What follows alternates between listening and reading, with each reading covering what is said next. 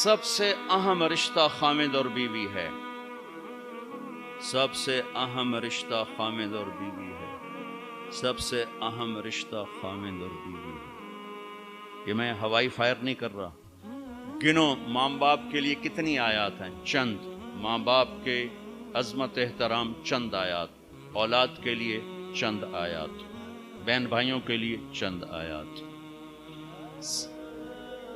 لیکن خامد اور بیوی کے لیے سینکڑوں آیات ہیں، پورا مضمون چلتا ہے، پوری صورت چلتی ہے کہ ایک گھر کیسے آباد ہو۔ قرآن نے کس رشتے پر زور دیا وہی اہم ہو۔ کتنا یہ رشتہ ذلیل ہو چکا ہے، کتنی بیویاں روزانہ مار کھاتی ہیں، کتنی بیویوں کو مارا جاتا ہے، گالیاں دی جاتی ہیں، ان کے ماں باپ کو گالیاں دی جاتی ہیں، ان کے بہن بھائیوں کو گالیاں، ساس سسر کتنی ننگی تلوار ہیں۔ تم سارے علماء مفتی بیٹھے ہو، کہیں ساس بہو کے رشتے کے کوئی حقوق آئے ہیں؟ کہیں سسر اور بہو کے رشتے کے کوئی حقوق آئے ہیں؟ لیکن میرا معاشرہ سارا حق ساس سسر کے آنے والی بہو پر ڈالتا، خامد تو بیچ میں شامل واجہ ہے، بچو پتہ نہیں کدو آ گیا، تو پچھاڑ سانو کرن دے جو کرنا۔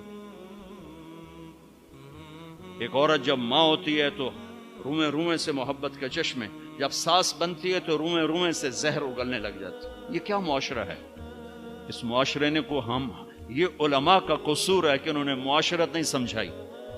اچھا، ایک اس رشتے کی اہمیت اس وجہ سے سینکڑوں آیات ہیں، ایک اس کی کمزوری اس وجہ سے، اس کو بچانے کے لیے، چونکہ ماں بیٹے کا رشتہ ٹوٹتا نہیں، بہن بھائی کا رشتہ ٹوٹتا نہیں، باپ بیٹے کا رشتہ ٹوٹتا نہیں، خامد بیوی کا رشتہ ایک بول پر ٹوٹ جاتا۔ اس کو بچانے کے لیے ادھر سے، اس لیے یہ فقہا کہیں گے کہ اللہ تعالیٰ نے بیوی کا حق رکھا کہ الگ گھر دو، اگر وہ مالدار ہے تو الگ گھر دے، تاکہ وہ میاں بیوی زندگی شروع کریں، ان کے مسائل تھوڑے ہوں گے۔ بیچ میں ساس بھی آ گئی، بیچ میں سسر بھی آ گیا، بیچ میں نند بھی آ گئی، دیور بھی آ گیا، بھابیاں بھی آ گئیں، وہ دیکھتی ویسی چٹنی بن گئی پہلے دن۔ چند دن پہلے ہمارا ایک ساتھی بتا رہا تھا جی کہ وہ صاحب جب بیوی کو مارتے تھے نا تو ساتھ ان کے ابا بھی آ جاتے، ان کی اماں بھی آ جاتی، ان کی بہنوں، ان کے بھائی، سارے مل کر بیوی کی پٹائی کرتے تھے، اور بڑا دیندار گھرانہ کہلاتا تھا وہ علاقے کا۔ اگر وہ الگ گھر نہیں لے کے دے سکتا تو کرائے پر لے کر دے، اس کو الگ رکھے، اگر اس کا مطالبہ ہے، مطالبہ نہیں پھر تو ٹھیک ہے، اگر کرائے پر بھی لینے کی سخت نہیں تو گھر میں پورا پورشن اس کو لے کر دے، پورا پورشن دے جس میں وہ آزاد ہو۔ اگر اس کی بھی ہمت نہیں تو ایک کمرہ، ایک کچن، ایک ٹوائلٹ اس کا الگ ہو جس میں اور کوئی نہ ہو۔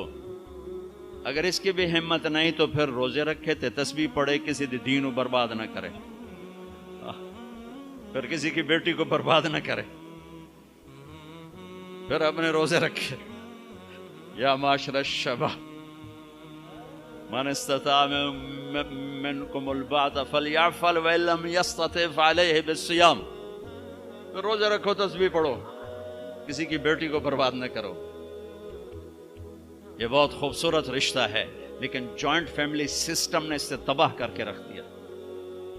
جوائنٹ فیملی سسٹم بہت اچھا، مشترکہ نظام زندگی بہت اچھا تھا جب ایک دوسرے کے حقوق کا پتہ تھا، اب حقوق کا نہیں پتہ، لہذا ادھر سے آگ، ادھر سے آگ، ادھر سے آگ، ادھر سے آگ۔ میں سر درد کا مریض ہوں، تھوڑی تھکاوٹ شروع ہو جاتا، فاقہ شروع ہو جاتا، تو میں روزے رکھنے کے لیے مری چلا جاتا ہوں کہ بھئی چلو کوئی ٹھنڈک، روزے کا لمبا ہونا اور ٹھنڈک شاید اس کو کچھ وہ بیلنس کر دیتا ہے، تو میں کچھ 3-4 روزے پھر بھی چھوٹ جاتے ہیں لیکن اکثر پورے ہو جاتے ہیں۔ تو بھربن میں وہاں ایک جگہ میں ٹھہرتا ہوں، تو عصر کے بعد میں تھوڑا بیان کرتا ہوں معاشرت پر۔ تو پہلی دفعہ جب میں وہاں ٹھہرا تو 8ویں دن امام مسجد کی بیوی آئی ہمارے پاس، میری بیگم کے پاس، کہ جی بیگم صاحب، میں نے آپ کا اور مولانا کا شکریہ ادا کرنا ہے کہ آج میری زندگی کا پہلا ہفتہ ہے میرے خامد نے مجھے مارا نہیں، پہلا ہفتہ۔ امام مسجد، امام مصلی پہ کھڑے ہونے والے، کہا پہلا زندگی کا ہفتہ ہے میرے خامد نے مجھے مارا نہیں، ورنہ میری ہر دوسرے دن پٹائی ہوتی تھی۔ اور 10वें दिन इमाम साहब खुद आ गए, कहा मौलाना साहब हमें पता ही नहीं था जिंदगी कैसे गुजार, हमारे जो माहौल में था हम वही कर रहे थे। कहा मेरे बहनों ने मेरी बहन की एक दफा टांग तोड़ी, एक दफा बाजू तोड़ा, और आलिम दीन है, आलिम दीन है, हमें किसी ने ये बताया नहीं था। हमने जिंदगी में पहली दफा ये बातें आपके मुंह से सुनी कि जिंदगी कैसे गुजार। औरत पर मर्द का एतमाद, कितने लोग हैं बीवियों के रोजाना मोबाइल चेक कर रहे होते हैं, किधर कॉल की थी, क्या मैसेज आया था, उन्हें शरीफ जादियों को बर्बाद करके रख। और कितनी औरतें हैं जो अपने खामदों का मोबाइल ढूंढ रही होती हैं, वो सो जाते हैं, मोबाइल चेक करती हैं, कहीं कहाँ फोन किए, कहाँ फोन किए, क्या मैसेज आए। इस बदएतमादी ने कितने घर उजाड़ दिए। अभी एक तलाक हुई है मेरी अपनी फैमिली में, अभी तलाक हुई, कि उस कमबख्त को इतना शक था, इतना शक था कि मुत्तकी तरीन बच्ची को उसने तलाक दे दी। शक। शैतान को क्यों खामिद और बीवी का झगड़ा सबसे ज्यादा पसंद है कि छांव हट गई और अगली नस्ल तबाह हो गई। शैतान रोजाना कचहरी लगाता है, पूछता है आज क्या किया, कोई कुछ कहता है, कोई कुछ कहता है, सबको ठंडा जवाब देता है, ठीक ठीक।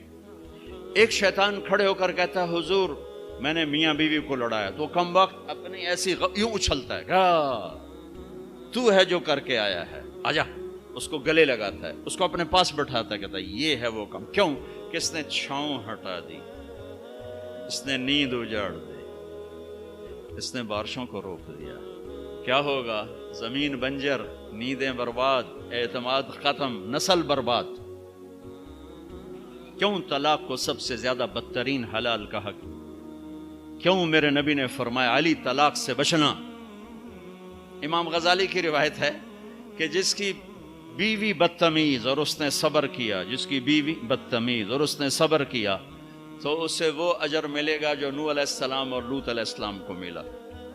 जिसका खामिद बदतमीज और उसकी बीवी ने सब्र किया, तो उसे वो अजर मिलेगा जो हजरत आसिया को फिरौन की ज़ौजियत में मिला। अरब के माहौल में बीवी से इजहार मोहब्बत किसी सरदार के लिए ऐब था, ऐब। माशूक के लिए इजहार मोहब्बत फख्र था, उसके लिए शेर व शायरी फख्र था। लेकिन मुझे बीवी से प्यार है, ये मौत। माहौल ऐसा है कि बीवी से इजहार मोहब्बत ऐब है और माशूक से इजहार मोहब्बत फख्र है। इस माहौल में मेरे नबी मस्जिद नबवी में हैं और आपके गिर्द मजमा है, और एक शख्स पूछता है या रसूल अल्लाह मन अहब्बुन नास इलैक। कान में नहीं, खुल के पूछता है, आप उसके कान, या रसूल अल्लाह मन अहब्बुन नास इलैक, आपको सबसे ज्यादा किससे प्यार है? आपने जोर से कहा आयशा से। आयशा से मुफ्ती नईम कहेगा?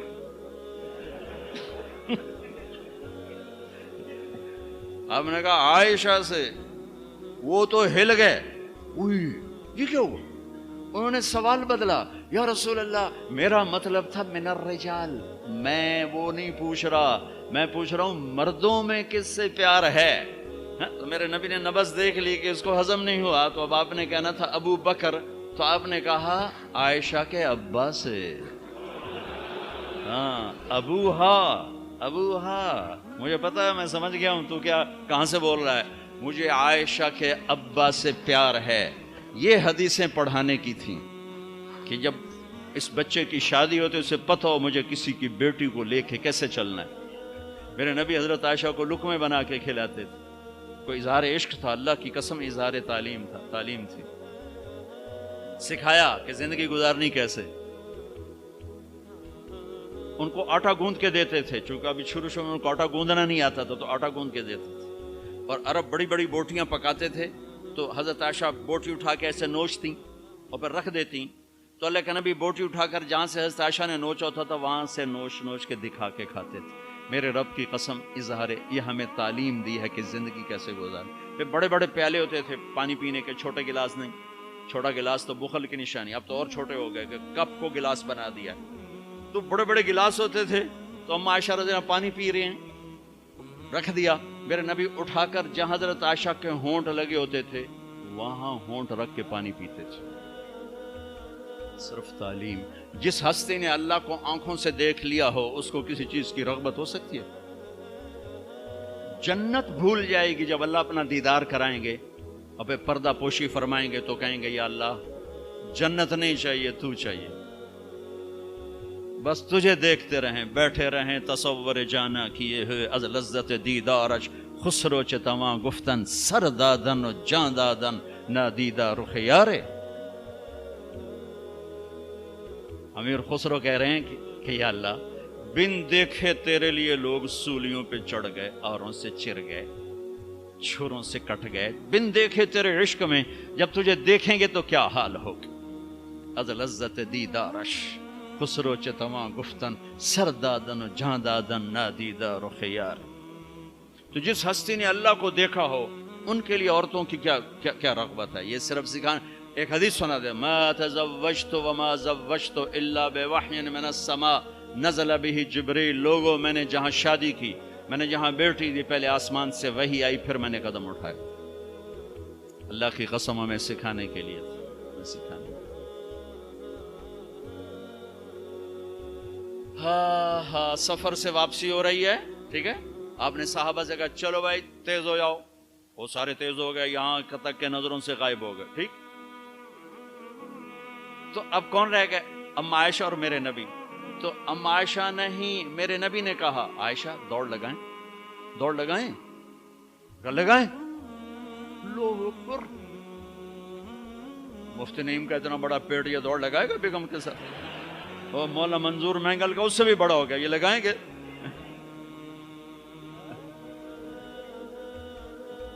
تو عائشہ دوڑ لگائیں، کہا جی لگائیں. تو حضرت عائشہ فرماتی میں آگے نکل گئی لیکن ابھی پیچھے رہے. پھر کچھ عرصہ گزر گیا، کئی سال گزر گئے، پھر ایک سفر سے واپسی ہو رہی. آپ نے کہا ہاں بھائی آگے جاؤ، وہ سارے آگے جا گئے، اجل ہو گئے. آپ نے کہا عائشہ دوڑ لگائیں، کہا جی لگائیں. تو کہا ان دنوں میں موٹی ہو گئی. تبدنت کا لفظ مجھے یاد ہے کہ میں موٹی ہو گئی تھی. تو جب دوڑ لگائی تو لیکن ابھی آگے نکل گئے. تو آپ نے کہا عائشہ ہذہ بتلک، اب تو میں برابر ہو. اللہ کی قسم زندگی سمجھانے کے لیے. جہاد کا سفر سارا صحابہ کا قافلہ ہے، جنگ کا زمانہ ہے، دشمن چاروں طرف ہے، اور ہم اما عائشہ رضی اللہ عنہ اونٹ پہ بیٹھی اور ہاتھ لگایا تو ہار غائب. فرمایا میرا تو ہار کوئی نہیں، میں تو نہیں جاؤں گی، میرا ہار ڈھونڈو. تو میرے نبی نے نہیں فرمایا چل بیٹھ، اتنے لوگوں کو تو پریشان کرتی، تجھے پتہ نہیں میں نے سبق پڑھانا تو میرے پیچھے پڑ گئی. طلبہ میرا انتظار کر رہے ہیں. آپ نے کہا بھائی عائشہ کا ہار ڈھونڈو. سب ڈھونڈنے میں لگ گئے. شام ہو گئی، سورج چھپ گیا اور ہار نہیں ملا، اور اس کے بعد تلاش بند ہو گئی. اندھیرے میں کہاں ملے گا؟ اب کیا ہوا؟ پانی رات کو عشاء میں ختم ہو گیا، فجر کی نماز کا وقت داخل ہونے والا ہو گیا اور پانی کوئی نہیں، تیمم کی آیات نہیں اتری. لوگوں نے ابو بکر کو تانے دینے شروع کہ تیری بیٹی کی وجہ سے اب نماز کا کیا بنے گا. ابو بکر غصے میں آئے اما عائشہ کے خیمے میں. تو اللہ کے نبی گود میں سر رکھے سو رہے تھے. اب آپ تو باپ تھے تو آ کر اب بول تو سکتے نہیں، اور چہرے سے دوری تیری وجہ سے ہو، اور یہاں پسلی میں ماری انگلی، زور سے انگلی ماری. تو کہتے میں ایسے سخت ہو گئی تاکہ میرا بدن حرکت نہ کرے کہ کہیں اللہ کے نبی اٹھ نہ جائیں. تو چہرے سے غصے کا اظہار کر کے، اور تو اللہ نے آیات تیمم اتار دی.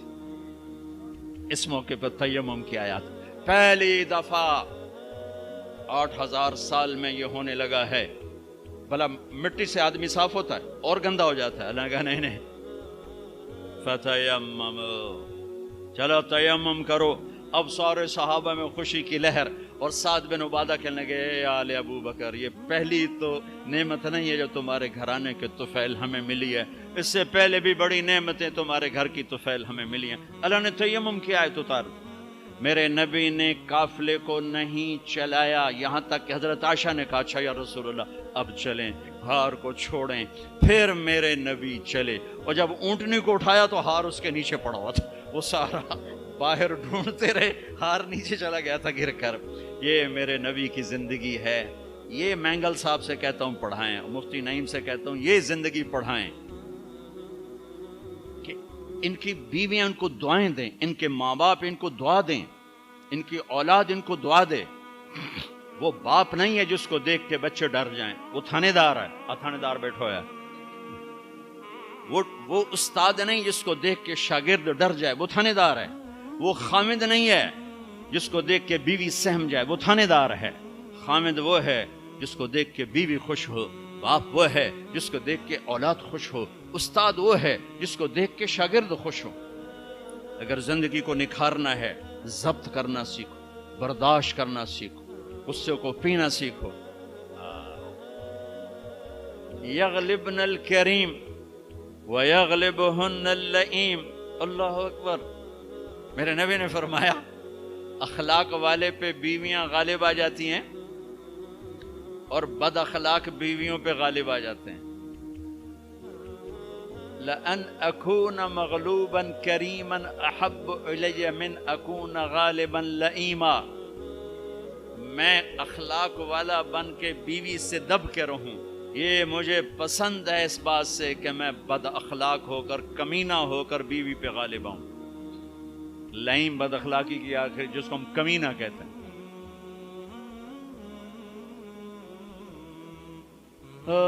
خیرکم خیرکم لأہلہ وأنا خیر لأہلی. میرے نبی نے فرمایا سب سے بہترین مسلمان وہ ہے جو بیوی سے اچھا سلوک کرے، اور میں تم میں سب سے اچھا سلوک کرتا ہوں اپنی بیویوں کے ساتھ. میمونہ رضی اللہ تعالیٰ عنہ کے گھر آپ کی باری ہے اور آپ کو پیشاب آیا، آپ اٹھے پیشاب کے لیے، پیچھے حضرت میمونہ کی آنکھ کھل گئی تو انہوں نے دیکھا بستر خالی، تو ان کو نا نفس نے چکر دے دیا. ان کے جی میں آیا کہ اللہ کے نبی مجھے چھوڑ کر کسی اور بیوی کے پاس چلے گئے. تو انہوں نے سوکن پنا غالب آیا. سوکن تو سوکن ہی ہوتی ہے، تو سوکن تھی، انہوں نے کہا تھا مجھے چھوڑ کے دوسری بیوی، اور خیال تھا حضرت عائشہ کڈی لگا تھی. اللہ کے نبی واپس آئے تو دروازہ بند. آپ نے دستک دی، میمونہ میں ہوں، دروازہ کھولو. کہا میں نہیں کھولتی. ہم نے کہا کیا ہوا؟ کہا مجھے چھوڑ کے دوسری بیوی کے پاس جاتے ہیں، باری میری ہے. آپ نے کہا اللہ کی بندی انی حاقن، مجھے زور کا پیشاب لگا تھا میں اس لیے گیا تھا. کہا نہیں کوئی پیشاب نہیں ہے، مجھے پتا ہے. آپ نے کہا میمونہ میں اللہ کا رسول ہوں، میں کبھی خیانت کر سکتا ہوں؟ پھر ان کو کرنٹ لگا، اوہ یہ میں نے کیا کیا؟ تو اللہ کا رسول. پھر ڈرتے ڈرتے دروازہ کھولا، پتہ نہیں اللہ کے نبی کیا کریں گے. آپ اندر آئے اور مسکرائے اور جا کر اپنی چارپائی پہ لیٹ.